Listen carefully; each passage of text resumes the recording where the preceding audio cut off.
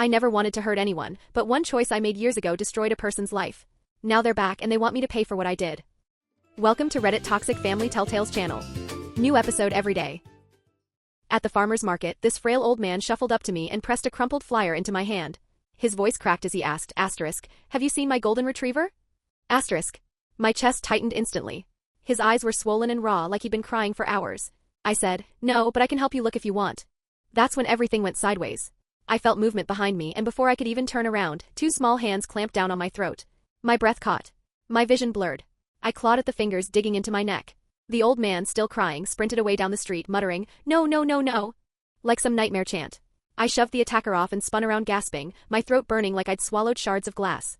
And then I froze. It wasn't some grown man, it was a kid. Maybe 12 years old, standing there in a Boy Scout uniform, trembling but staring at me like he hadn't done a thing wrong. People around us gawked. A woman nearby whipped out her phone and started recording. My stomach dropped, because I knew exactly how bad this looked. A teenager attacking a Boy Scout? Yeah, good luck explaining that. I raised my hands and said hoarsely, "Officer, he attacked me. I was just defending myself." That's when the sirens wailed. Police cars swarmed us, screeching to a stop. Officers jumped out, smiling star. High-fiving each other like this was some kind of victory. One clapped the Boy Scout on the shoulder and said, "Good job, son. You did great." I couldn't believe it. My voice cracked as I tried to explain, "That kid tried to kill me." But the cop just smiled and said, "We know. You're very brave. Now the man who was just here, did you see where he went?" I blinked at them. "Yeah, he ran that way. But his dog's missing. We should be looking for the dog." They didn't answer. One officer just opened the back door of a squad car and stared at me. What choice did I have? I climbed in. I noticed the Boy Scout riding in another cop car, not cuffed, not panicked, just sitting calmly like this was his Saturday routine. As we sped off, tires screaming, the officer driving me started peppering me with questions. How long were you talking to him? 30 seconds, maybe. He just asked about his dog. Do you always talk to strangers at markets? His tone made my skin crawl. Like I was the suspicious one here. I wanted to snap, "Wow, no wonder everyone thinks you guys just sit around eating donuts." Instead I said, "Can we please focus on finding this man's dog?" Every single officer turned to glare at me. Like I was the crazy one. We drove for 10 minutes. 10 whole minutes, way too long for a guy who'd only fled on foot. My gut told me we weren't chasing the old man at all. Finally, I spotted him, 3 blocks from a McDonald's, still sobbing, clutching his flyers. Police cars boxed him in. Officers slipped on thick gloves and pulled tiny bottles out of his pockets. He kept shouting, "They're just eye drops. Just eye drops." But at the station, the truth came out. They sat me in this suffocating little room. A detective slid into the chair across from me, pulled up a screen and said, "I need you to see something." On the footage, I saw myself at the farmer's market, talking to the crying man about his missing dog. The detective paused the video. Watch his left hand. I stared as his hand slid into his pocket, fingers twitching like he was feeling around for something. "He was getting ready to hand you something," she said. "Kai, the Boy Scout who saved you, recognized the move." My stomach twisted. The detective switched to another video. Different market, same old man. Same story. This time, he handed a kid something wrapped in a napkin. The boy unwrapped it, a cookie, and took a bite. By the time they walked out of frame, the kid was stumbling like he was drugged. "That boy was Kai," the detective said quietly. 3 weeks ago. My blood ran cold. Is he okay?" She showed me photos, his wrists raw and scarred with rope burns, scratches all down his arms. "He still can't remember the next 4 hours. He woke up in the woods like this. He's been coming to the markets every weekend since, hoping to stop the man who did it to him." I thought I was going to throw up. Then the detective leaned back and said, "One more thing. Check your pocket." Confused, I reached in. My fingers closed around something cold. I pulled out a red dog collar with a shiny tag, "Buddy." My hands wouldn't stop shaking. I whispered, I don't remember him giving me this." The detective's eyes softened. "Do you want some water? Or should we call your mom?" My throat was sandpaper, but I croaked out, "Call my mom. Please. Right now." She left the room and I just sat there clutching that collar, staring at the name Buddy etched into the tag. 20 minutes crawled by like 20 hours before the door burst open. My mom ran in, pale as a ghost. She grabbed me so tight I could barely breathe. And that's when I finally broke down, sobbing, shaking, burying my face in her shoulder, because for the first time that day I wasn't trying to be tough. I was just terrified. The detective came back in, her face calm but heavy, and started explaining everything to my mom while I just sat there frozen. Numb. She swiveled the computer screen toward us and hit play on the footage again, the same video of me at the farmer's market, talking to that crying man. Mom's fingers laced with mine, squeezing so hard I nearly winced when she saw his hand slip toward his pocket. The exact moment he would have tried to hand me that cookie. The detective slid stacks of forms across the table, evidence releases, victim services paperwork. Mom's hands shook so badly, the pen rattled against the paper as she tried to sign her name on each one. The detective told us I'd need to come back tomorrow for a full statement, once I'd had some rest. Walking out to the car, Mom kept glancing sideways at me every couple of seconds, like she was terrified I'd vanish if she blinked too long. She asked if I wanted food, but my stomach was knotted up so tight I could barely breathe, let alone eat. All I wanted was to get home. That night, as soon as we walked through the door, I went straight to my room and locked it. I dumped out everything in my pockets: phone, gum wrappers, 3 wrinkled dollar bills, a taco receipt. I checked and rechecked each one like maybe I'd find something else he'd slipped to me without me noticing. Of course there wasn't. But my paranoia wouldn't let me stop. When I finally lay down, every sound outside made me jump. A car door slamming. A dog barking 2 houses down. My brain wouldn't stop replaying the moment his hand drifted into his pocket, over and over like a glitching video stuck on loop. Around 3 in the morning, exhaustion finally won. But the dream. God, the dream. I was in the woods, wrists bound with rope, stumbling, terrified. Just like Kai. I jolted awake drenched in sweat, gasping like I'd been running for miles. Sleep was impossible after that. The next morning, I heard Mom on the phone with the school, calmly explaining I wouldn't be there today, or tomorrow. She'd already called off work too. When I walked into the kitchen, she was standing over the stove making pancakes and eggs like it was just a Saturday morning. But her red, swollen eyes gave her away. My phone buzzed.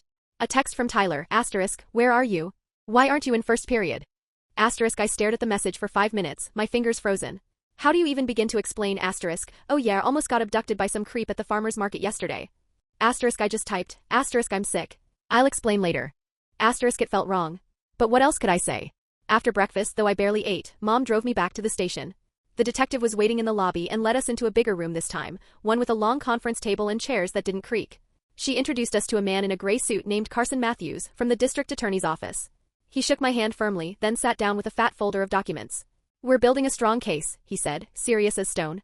But we'll need your detailed statement. So I started from the beginning. I told them about the man's blotchy, wet face, how he kept wiping his nose on the back of his hand, his voice trembling as he asked about his dog. I told them about that pocket, how his left hand never seemed to leave it. Carson scribbled notes furiously on a yellow legal pad, stopping only to ask me to repeat the exact words the man had used.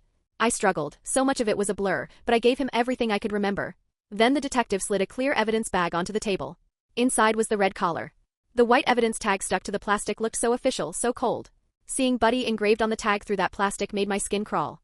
She explained they'd test it for fingerprints and chemical residue. Funny, something so small had never felt heavier.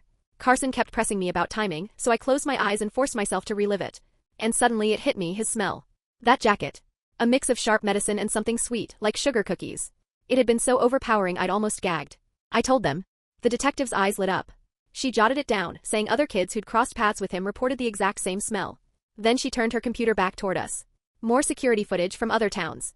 In one, the same old man was crying to a girl about his missing dog. His hand hovered over his pocket as she shook her head, no. The second video made Mom clutch my arm. A little boy was talking to him, and this time the man pulled something out, wrapped in a napkin. He was about to hand it over when the boy's mom appeared out of nowhere and yanked her son away. Carson shut his folder, leaned forward, and fixed his eyes on us. His voice was steady, but there was steel underneath. From here on out, you're not to help with any more police work. Our priority is keeping you safe and making sure you're ready to testify when the time comes. Mom's hand slipped into mine under the table. I felt her shaking, even though she tried to look strong. We left the station close to noon. The drive home was silent, except for the sound of the steering wheel creaking under Mom's white-knuckled grip. And that's when it hit me, the nightmare wasn't over. It was just beginning. As soon as we stepped back inside the house, Mom went into full lockdown mode. She laid down new rules like they were laws carved in stone. I wasn't allowed to go anywhere alone anymore. She needed to know my exact location every single second of the day. And farmers markets? Forget it. Off limits forever. I got it, I really did. She was terrified. But the walls of our home suddenly felt like a prison, and I was the one being guarded. She even made me hand over Tyler's number and his mom's number, promising she'd call to check up on me whenever I went there. That night, her phone buzzed with an email from the detective. Mom showed me the screen. It was an official chain of custody form for the red collar, already shipped to the state crime lab. 6 signatures lined the bottom, each time-stamped, documenting exactly when each person handled it. Mom didn't just read it, she saved it in a special folder on her phone, carefully labeled with the case number, like she was building her own archive. The next morning, I went to school like normal, trying to pretend life hadn't imploded. But during first period, the office aide came to get me. My stomach dropped until I saw it was just the counselor, Rowan Schneider, waiting in his office. He had that practiced concerned look, head tilted slightly, voice soft. He told me the principal thought I should have support after everything that happened and suggested we meet twice a week. I didn't want it. But Mom had already said yes, so what choice did I have? Rowan handed me a feelings worksheet and a hall pass like they were supposed to fix my whole life. 2 nights later, while we were eating dinner, Mom's phone rang again. I only heard her side of the conversation, but it was enough. Oh my God, are you serious? Her eyes kept darting to me, wide with shock. When she hung up, she told me the detectives had searched the man's house. In his closet, they found a box with 17 more collars. 17. Each one had a tag that said Buddy, but they were all different colors, different sizes. Like he'd been collecting them for years. The detective said this proved he'd been at it for a long time, and that there were probably other kids who'd never come forward. That night, Mom's phone buzzed again. She glanced at the caller ID and her whole expression twisted into anger. Whitney Solis from the local news. She'd left 3 voicemails already, begging us to do an interview about what everyone was calling the Boy Scout hero story. Mom deleted every message without listening all the way through. If a reporter tries to talk to you at school, she warned me, you go straight to the office. We are not putting this on TV. 3 days later, Carson called. Mom drove us downtown and we sat at a long polished conference table while he spread out another mountain of papers. He walked us through the process step by step, forms, timelines, court appearances. His tone was steady, but when he looked at me, his eyes softened. The defense attorney, he warned, will try to make it sound like this man was just a confused old man with a missing dog. They'll claim you misunderstood, that you're exaggerating. Mom's face went red instantly. She started to argue, but Carson raised a hand. This is what they do, he explained firmly. They create doubt. Their job is to get their client a lighter sentence, or to walk free entirely. The next morning, Mom drove me to meet with someone new, Adeline Crow. Her office was in a building near the hospital.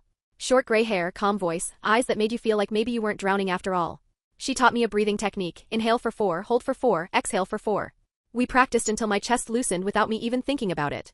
She gave me a worksheet to track when panic started and what triggered it. For the first time I felt like maybe I had a tool. 2 days later, Mom announced we were going back to the farmer's market. Running away from fear only makes it stronger, she said. I begged her not to, told her I wasn't ready. She promised it would be quick, just tomatoes and lettuce. The parking lot was jammed, people everywhere. My chest tightened the second I spotted the tents flapping in the breeze. My palms went slick. As we walked toward the entrance, my breathing turned ragged, shallow. My hands started shaking so hard I couldn't even hide it. By the time we reached the first row of stalls, I was gasping, my lungs refusing to work. Mom grabbed my arm, spun us around, and hustled back to the car. She didn't say a word the whole drive home, but I saw it, her knuckles bone white on the steering wheel, her hands trembling just as badly as mine. That afternoon, I was hunched over my math homework when Mom's phone lit up. She put the call on speaker, and it was the detective. Her voice was steady but urgent. The state lab finished testing the collar, she said. It had traces of the same sedatives we found in the eye drop bottles. My stomach clenched. She went on to explain the drugs were smeared all over it, meaning the man had been handling the sedatives right before he would have handed me that cookie. Mom leaned forward and asked, "Does this help the case?" The detective didn't hesitate. "It's huge. It proves intent. He was prepared to drug you the second you fell for the bait. I'll send the official lab report to Carson." For the first time, I felt a flicker of hope that maybe, just maybe, they'd actually nail this guy. Saturday morning, someone knocked on our door. Mom opened it, and there stood a woman I didn't recognize, with a boy about my age half hidden behind her. "I'm Kai's mom," she said softly. "Could we come in for a few minutes?" Mom ushered them into the living room and busied herself with coffee while Kai and I just stared. Neither of us knew where to start. His mom finally nudged him toward me and suggested we go upstairs. We sat on my bed in silence for 5 minutes that felt like hours. Finally, Kai spoke. His voice cracked as he told me about waking up in the woods, wrists shredded with rope burns, no memory after biting into that cookie. I told him about the red collar, about how it just appeared in my pocket without me realizing. We pieced together the man's words, almost identical, the same desperate sob story about Buddy. Kai suddenly laughed bitterly. "Buddy? Genius. Who wouldn't want to help find a lost golden retriever with a name like that?" His eyes darkened. He probably stood in front of a mirror for hours, practicing his cry until it looked real. For the first time since it happened, I didn't feel so alone. Talking with Kai, comparing notes, admitting how much it messed with our heads, it actually helped. Someone else got it. That night, right after dinner, Carson called. His voice carried an edge I hadn't heard before. "The defense just filed a motion," he explained. "They're claiming the police botched the identification. They want all of it thrown out." My chest tightened. So he could get away with this? Carson reassured me it was typical defense strategy, just poking holes. "The judge will probably deny it," he said. "But we need to be prepared for anything." Prepared. Easier said than done. 2 days later, the detective called again. More lab results. This time from the liquid inside those eye drop bottles. "There was enough sedative in there to knock out a grown man," she told us. "A few drops on a cookie would have had me unconscious in minutes, and I wouldn't have woken up for hours." Mom's voice was tight. "How did he even get this stuff?" "They're still investigating," the detective said. "But it looks like he's been collecting it for years." The thought of him stockpiling poison made my skin crawl. The next week, Carson called me into his office. He transformed the conference room into a mock courtroom. Chairs lined up in rows, a podium at the front. He wanted me to practice testifying. I sat there under his watchful eyes, answering question after question. I started with the crying man at the market. Then Kai choking me. Then the collar in my pocket. Over and over, Carson stopped me. "Be clearer about the timeline," he insisted. Twice I messed it up, saying the man reached for his pocket after I offered to help, then accidentally switching it to before. Carson reassured me that this was why we practiced, but shame burned in my chest. How could I forget the details when everything mattered so much? Monday at school, I thought I was safe, blending back into normal life. But as I headed to lunch, a kid from my math class smirked and muttered, "Heard you got beat up by a Boy Scout." The words hit like a punch. Before I could even react, our teacher swooped in. "Office. Now." She barked at him, sending him marching down the hall. Then she turned to me, her face softening. "If anyone else gives you trouble about what happened, you come to me immediately." For once, I didn't feel like everyone was against me. Someone was in my corner. 3 days later, I was hunched over my math homework at the kitchen table when I overheard Mom in the living room. She was on the phone with Grandma, her voice hushed, but I could still make out every word. She said she'd already burned through most of her vacation days on my appointments, and if she took any more time off, it would have to be unpaid. My chest tightened. I could picture the stack of bills waiting on her desk. This whole nightmare wasn't just wrecking my nerves, it was draining every dollar she had saved. That afternoon, the phone rang again. It was the detective calling while Mom was at the grocery store. And what she said made my stomach turn. The man had been coaching youth basketball at the rec center for 15 years. 15 years. No complaints, no warnings. Parents were panicking because their kids had been alone with him hundreds of times. The detective said they were reaching out to every family, but so far, nothing. No reports of anything suspicious. Somehow that made it worse. He'd been hiding in plain sight all this time, blending in so perfectly no one had ever questioned him. 2 days later, I was back in Adeline's office, working through the farmer's market memory for what felt like the 100th time. I was describing his tears, his shaking voice, when suddenly I felt it, pressure on my left shoulder. Like someone was standing behind me, gripping me. I froze. My whole body locked up. Adeline leaned in gently and explained, "That's a body memory. Sometimes your body remembers what your brain blocks out." She had me close my eyes, focus on the feeling. And then it hit me like a punch. He had touched me. His hand had landed on my shoulder while he talked about his missing dog. Somehow, I'd buried it until that moment. That night, my phone buzzed. A string of photos from Kai. At first, I didn't want to open them, but I did. The images showed his wrists from 3 weeks ago, angry, red rope burns cutting deep circles into his skin. Even now, faint scars still wrapped around like ghost chains. My chest burned with anger. I texted back, "We'll make sure he pays for everything." Kai sent a thumbs-up emoji. Simple, but it said everything. The next morning, Carson called with a win. The judge had signed a protective order, banning the man from farmers markets, schools, parks, anywhere kids might be. Mom later showed me comments online, people whining about his rights, and how he hadn't been convicted yet. I didn't care. Let strangers argue about justice on the internet. I knew exactly what he'd tried to do. That Thursday night, the school held a community safety meeting in the gym. Mom dragged me along even though my chest was tight just thinking about it. The place was packed, buzzing with parents. When they opened the floor, Mom stood up. Her voice shook at first, but she steadied it. She said we needed better security at public events, metal detectors, more cameras, real safeguards. About half the room clapped. The other half looked at her like she was paranoid. One dad actually called out, "We can't live in fear." Mom sat back down, cheeks flushed, but she grabbed my hand and squeezed hard. I squeezed back. Whatever anyone thought, I was proud of her for speaking up. Carson had warned us the preliminary hearing would be tough. I thought I was ready. I wasn't. We got to the courthouse early, waiting in this echoing hallway that smelled like old wood and sanitizer. My palms were slick and I kept wiping them on my jeans. Every time someone walked past in a suit, my heart skipped. Was that the defense? Every creak of the doors made me flinch. When they finally called us in, the whole atmosphere shifted.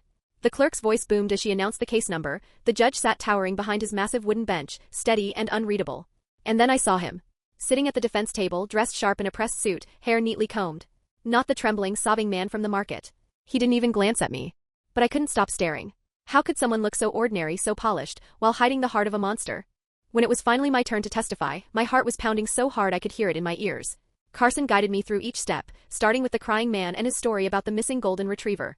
I forced myself to focus, describing how his hand kept drifting to his pocket and how later I discovered the collar in mine without ever remembering him handing it to me. Carson held up the evidence bag with that same red collar sealed inside. "Do you recognize this?" he asked. I nodded, my voice shaking as I said, "Yes. That's the one." The tag gleamed under the courtroom lights, the word buddy catching like a knife in my throat. My hands trembled so badly I had to clasp them together on the stand. Then the defense lawyer stood. His questions came sharp, almost mocking. He started digging into the Boy Scout incident, twisting it to sound like I'd just attacked some innocent kid. I swallowed hard and said, steady as I could, that I was only trying to help find a lost dog. Kai had realized what was actually happening and pulled me back before it was too late. But the lawyer wouldn't let go. "Do you often get violent with younger children? Do you have a history of anger problems?" I felt the heat rising in my face, but Carson jumped in, objecting, and the judge told the lawyer to move on. When I stepped down at last, my legs were wobbly like jelly, and Mom's hand clamped onto my arm to keep me steady. The next witness was the lab analyst. She laid out charts, her finger tapping at rows of numbers. "The sedative levels were extraordinarily high," she said, matter of fact but chilling. "A single drop could render a grown adult unconscious. The cookies we tested contained far more." The words sank into me like stones. A single drop. My throat felt raw, and then she added, "For someone this size," she glanced at me, "the effects would have been immediate.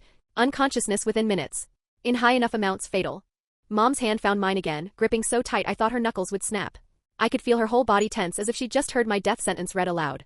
The judge scribbled furiously, pausing every few seconds to ask her to repeat dosage amounts.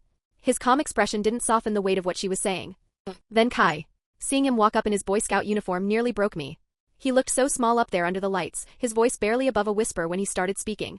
Carson kept his questions simple, letting Kai explain how he recognized the man's movements, his hand in the pocket, the same pattern he'd seen before.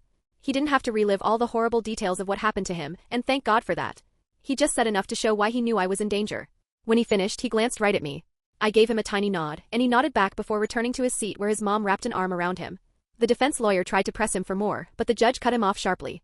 That's enough. The boy has testified. After all the witnesses, the judge called a recess to review. We waited in that same echoing hallway, minutes dragging like hours. When we were finally called back in, his voice carried like thunder in the courtroom. There is more than sufficient evidence to proceed to a full trial. Bail will be set at a high amount with strict conditions. The defendant will wear an ankle monitor and is prohibited from all public places frequented by children.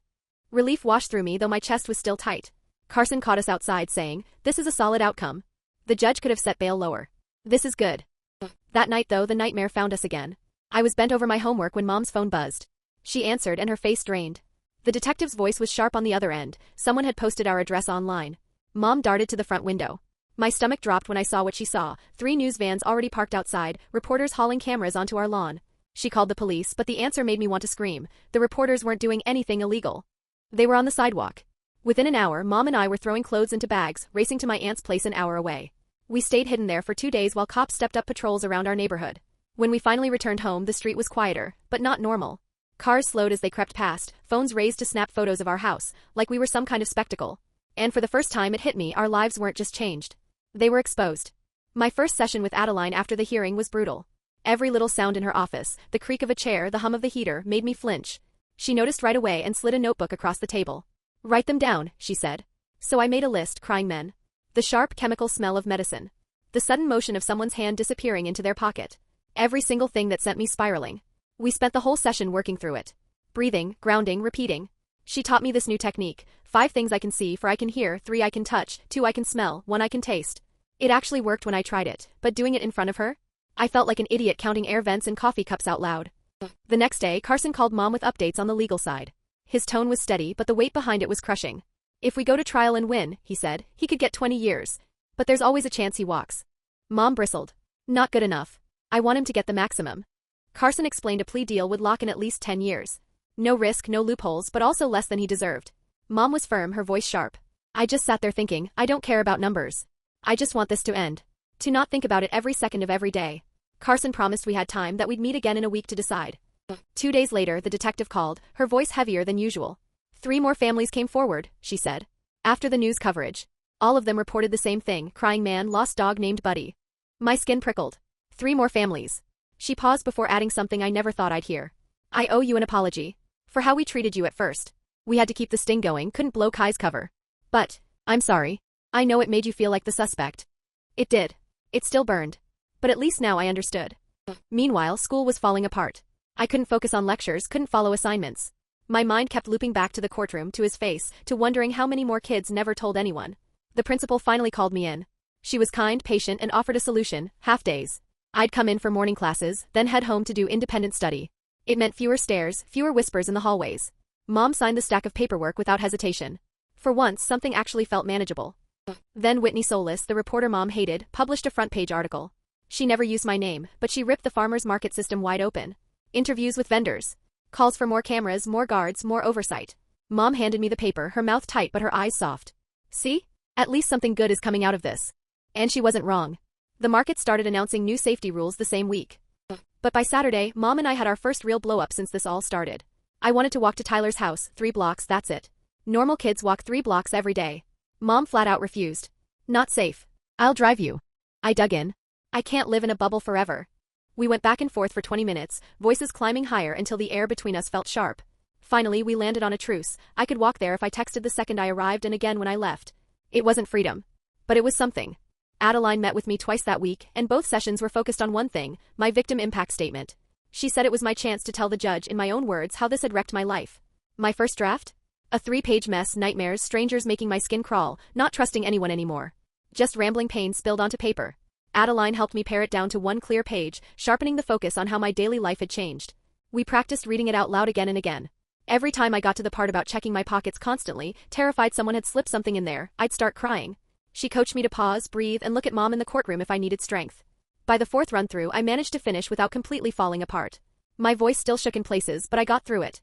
Saturday morning, Mom surprised me by pulling into the farmer's market parking lot. My chest seized, my hand already on the door handle, ready to refuse. She promised we'd stick together and leave the second I wanted.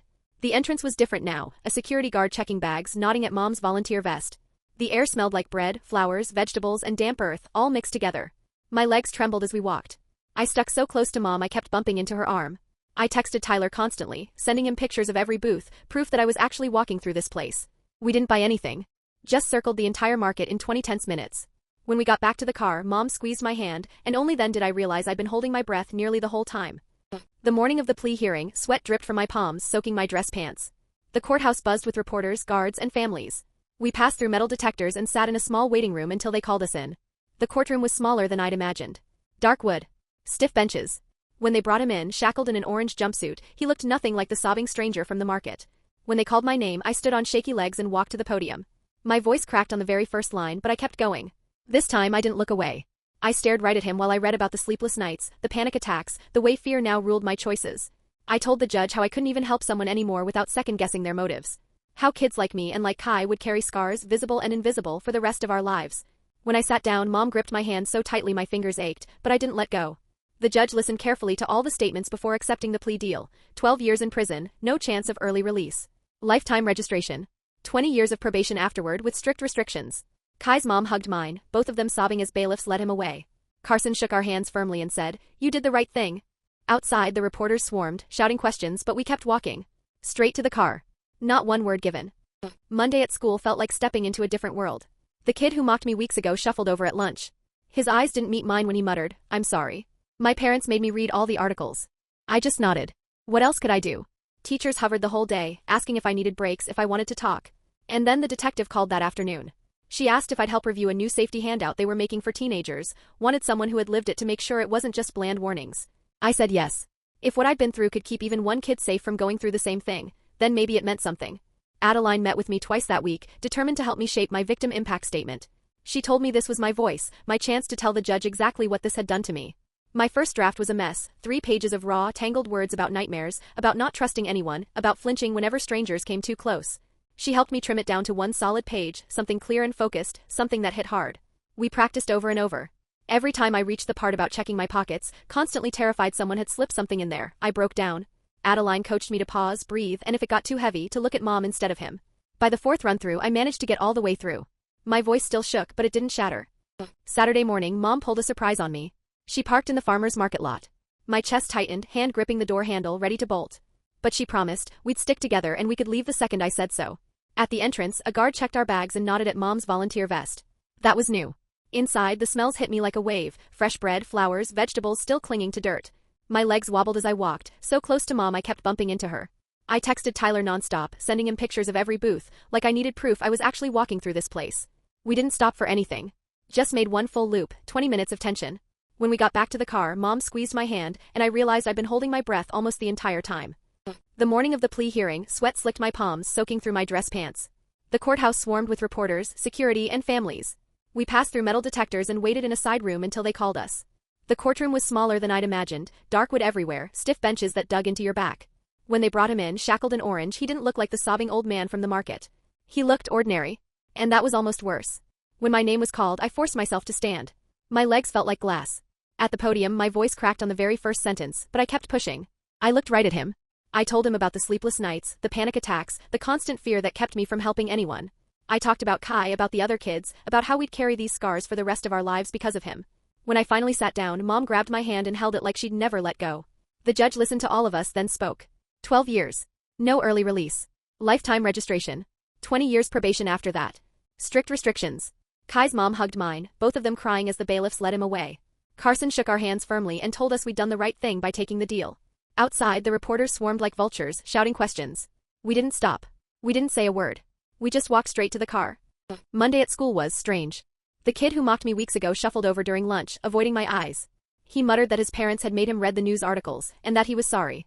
I just nodded. What else was there to say? Teachers kept hovering, checking in between classes, asking if I needed breaks.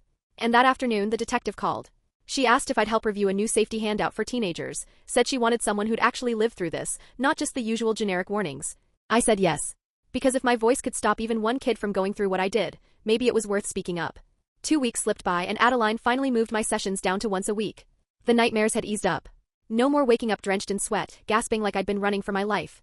But I still had habits I couldn't shake, like patting down my pockets whenever I passed strangers, making sure nothing was there that shouldn't be. At least the full-on panic attacks had slowed. Once every couple weeks instead of every couple days. Mom noticed too. One Saturday morning she handed me my bike helmet with this careful smile. You can ride to the corner store. 15 minutes. Text me when you get there. The store was only 3 minutes away, but those 3 minutes? Pedaling alone down the street, my hands trembling on the handlebars, checking behind me at every driveway, it felt massive. Like a piece of my old life had cracked back into place. On Tuesday a letter arrived in the mail, thick paper, official seal, Carson's signature. It thanked us for cooperating and confirmed the case was officially closed. The man was locked up for good. Mom didn't just stick it on the fridge. She drove straight to the craft store, bought a fancy frame, and hung it in the hallway next to my school photos. It felt weird seeing it there, like a trophy mixed with a scar. But I understood. She needed proof it was really over. The lab analyst, the one who testified, came to my school next. She put together this whole presentation about evidence and how drugs work, using a simplified version of the tests from my case, though she never used my name. Sitting in that crowded assembly watching her show charts on the big screen, I felt my chest tighten. She explained exactly how the sedatives would have knocked someone out in minutes. The science made it real in a way words never had. Seeing it laid out like that made me realize how close I'd come to ending up like Kai. Or worse. Then came Sunday. Whitney Solis published her follow-up article, big picture of the farmers market's new security booth, quotes from the detective about how the whole community had stepped up. She didn't use my name, but she wrote about the brave young victim whose quick thinking helped catch a predator. Mom clipped it, folded it carefully, and slid it into a folder she thought I didn't know about. I did. And honestly, part of me was glad she kept it. It was her way of taking control. That Friday, Kai's mom dropped him off at the arcade. For 3 hours, we weren't the kids from the case. We were just kids. We played racing games, shot fake rifles at zombies, devoured greasy pizza, and downed too much soda. We didn't talk about the heavy stuff. We didn't need to. Sometimes, just being next to someone who gets it is enough. The detective called the following week. I had to sign one last form, officially acknowledging that the collar would stay locked in evidence storage forever. Standing in that sterile room, staring at the sealed bag with that red collar inside, it didn't haunt me this time. It comforted me. Because now it was locked away where it belonged. 3 months after that day at the farmer's market, life wasn't normal. Not really. But it was better. I still jumped when strangers came too close. I still crossed the street when I saw older men walking alone. And I knew one thing for sure, I'd never be the kid who stopped to help someone find their lost dog again. But my grades had climbed back to B's. I'd rejoined the basketball team. I could sleep through the night without jolting awake in terror. The detective reminded us, he got 12 years. I'd be 26 before he could even breathe fresh air outside prison walls. Mom still drove me places more than I wanted. And Adeline said my pocket-checking habit might stick around forever. But I had friends who knew what happened and didn't treat me like I was broken. I had adults who believed me and fought for me. And most importantly, I'd learned something. Surviving something terrible doesn't mean you're ruined. It just means you're different than you were before. Thanks for watching. Today's train wreck is over, but tomorrow's ride is already on track. Subscribe so you don't miss it.